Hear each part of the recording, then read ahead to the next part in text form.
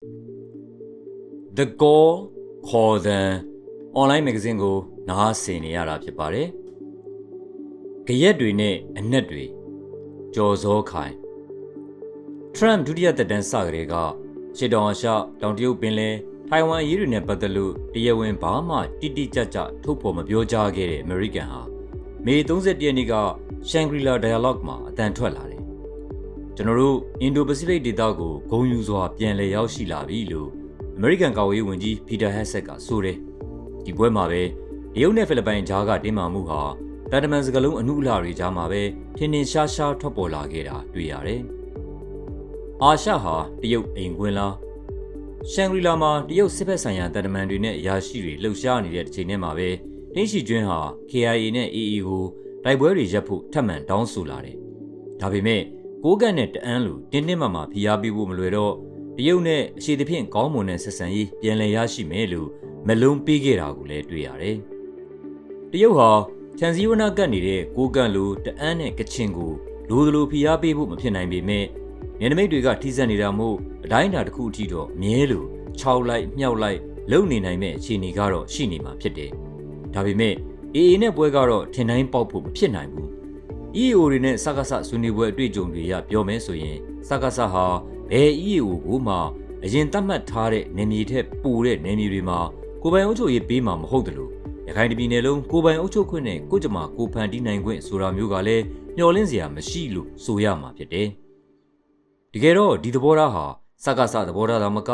တရုတ်လက်ခံထားတဲ့သဘောထားလို့လည်းပြောလို့ရတယ်။ဒါပေမဲ့ဒီချင်းကပ်မှုအလုပ်ဖြစ်ဖို့မလွယ်ဘူးဆိုတာတော့တရုတ်လည်းသဘောပေါက်ပါလိမ့်မယ်။ AA နဲ့စကားဆမှာဘယ်ဘက်ကပြော့လာမလဲပြော့တဲ့အချမ်းကိုနင်းပြီးညှိမှာပဲဖြစ်တယ်။သို့တော့တရုတ်ကြမ်းခင်းစည်းကစစ်တပ်ဆက်အုပ်ချုပ်သွားနိုင်ဖို့နဲ့သူ့အကျိုးစီးပွားကိုအကာအကွယ်ရဖို့တိုးချဲ့ဖို့ပဲဖြစ်တယ်။တောင်တရုတ်ပင်လယ်မှာနိုင်ငံတကာဥပဒေတွေနဲ့တရားဆိုင်ပြီးရှုံးနိမ့်ခဲ့တာတော့ဖိလစ်ပိုင်ကိုကျွန်းပြန်ပေးဖို့အခုချိန်ထိတင်းခံပြီးငင်းဆန်ထားဆဲဖြစ်တာကိုကြည့်ရင်သိနိုင်တယ်။တရုတ်ဟာအာဆီယံလက်မခံပေမဲ့စကားဆအတန်ထုတ်ထားတဲ့ရွေးကောက်ပွဲဆိုတဲ့2025နှစ်ကုန်အထိတော့ဘာဖြစ်လာမလဲစောင့်ကြည့်ရင် EAO တွေကိုဖိလိုက်ဖွာလိုက်ထိန်းထားဖို့ပဲဖြစ်တယ်။တခြားရွေးချယ်စရာတရုတ်မှာလည်းဘာမှမရှိလာတာတွေ့ရတယ်။ကြောက်ဖြူနဲ့ကချင်အထူးဒေသတစ်ကို AA နဲ့ KIA တို့ကထိန်းချုပ်ထားနိုင်သမျှတော့ဓာတ်ရိုက်ဖိအားပေးချင်းချောက်တာမျိုးကိုတရုတ်ဘက်ကလုပ်နိုင်ဖို့မလွယ်လား။ကရင်နဲ့အခြားစစ်မျက်နှာများဗမော်နဲ့ကြောက်ဖြူနီးတူတိုက်ပွဲတွေကြမ်းပြီးစစ်တပ်အထိနာနေတဲ့နောက်ထပ်စစ်မျက်နှာကတော့ကရင်ဘက်မှာဖြစ်တယ်။နေဇက်ကစကန်တွေတောက်လျှောက်သိမ်းနေတဲ့ KNL ဟာ88ကနာမည်ကျော်တည်ဘောဖို့ကိုဒီဘက်ထဲသိမ်းယူနိုင်ခဲ့ပြန်တယ်။ဒီပုံစံအတိုင်းပုံမှန်သိမ်းယူသွားနိုင်မယ်ဆိုရင်ကရင်ဟာ2025အတွင်းတပ်မဟာ9ခုစလုံးမှာခိုင်မာတဲ့အခြေခံစခန်းတွေနဲ့နယ်မြေထိန်းချုပ်ကွပ်ကဲမှုတွေရလာဖို့ရှိနေတယ်။ကရင်နယ်မြေတွေသိမ်းနိုင်နေတဲ့သဘောဟာစစ်မှုထမ်းဥပဒေကြောင့်စစ်တပ်မှာစစ်သားအရေးအတွက်ပြန်များလာပေမဲ့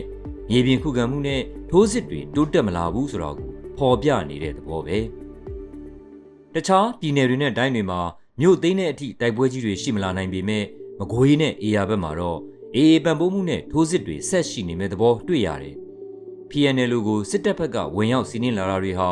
ရှမ်းတောင်မှာတိုက်ပွဲကျယ်ပြန့်လာနိုင်တဲ့သဘောဖြစ်ပြီးကရင်ဒီနဲ့ရှမ်းတောင်လမ်းကြောင်းတွေဆက်လာတဲ့သဘောများလားစဉ်းစားကြည့်ဖို့ဖြစ်စေတယ်။ပင်မရေစီးဒီရက်ပိုင်းထူးခြားတဲ့သတင်းတစ်ခုကတော့ FPNCC ဖွဲ့ဝင်တွေဖြစ်ပြီးဝါနဲ့နီးကပ်တဲ့ရှမ်း SSPP နဲ့ကိုးကန့်ကြားတိုက်ပွဲတွေဖြစ်လာကြတာပဲဖြစ်တယ်။မူဆယ်နဲ့ကုတ်ခိုင်ဘက်တွေမှာနယ်မြေပြဿနာတွေအတန်ထွက်နေတာအေဗီလာကုံနဲ့မေလာဇန်းလောက်ကလေးရပါဆွေးနွေးပွဲတွေရှိပေမဲ့ထူးခြားမလာတဲ့သဘောဖြစ်တယ်။အခုဖြစ်နေတင်းမာနေတဲ့နေရာတွေကတီဘောနဲ့လာရှုတဝိုက်ကရွာတွေစခန်းတွေမှာဖြစ်တယ်။ကိုးကန့်နဲ့ SSPP ကြားမှာမနစ်ကမတ်လာထဲမှာလဲတိုက်ပွဲတချို့ရှိခဲ့တယ်။ဆိုတော့ဒါကအသစ်မဟုတ်ဘူးဆိုပေမဲ့လက်ရှိပြဿနာတွေကလာရှုမြို့ရင်းကိုစကားဆပြောင်းဝင်အလာမှာ MNDAA တပ်တွေကအနီးတစ်ဝိုက်ကိုဖြန့်ကျက်နေရာချရင်း SSPP နဲ့နယ်မြေအထိုင်ချစခန်းချတဲ့နေရာတွေထပ်လာရင်ထိတွေ့မှုတွေဖြစ်တဲ့သဘောလဲဖြစ်နိုင်တာတွေ့ရတယ်။နောက်တစ်ချက်ကပြည်ထောင်စုလမ်းမကြီးကိုစိုးမိုးဖို့ကြိုးစားရာကနေထွက်ပေါ်လာတယ်လို့သတင်းတချို့မှာဖော်ပြတယ်။ဒါလည်းပဲလာရှုအထိုင်ပြောင်းလိုက်တဲ့နောက်ပိုင်းတရုတ်ကုန်သွယ်ရေးလမ်းကြောင်းပွင့်လာတာနဲ့ဆက်ဆက်ကောင်ဆက်ဆက်နေနိုင်တယ်။တံပြန်ရည်စည်းတွေလိုင်းကရက်တွေနဲ့ရည်စည်းတစ်ဝိုက်က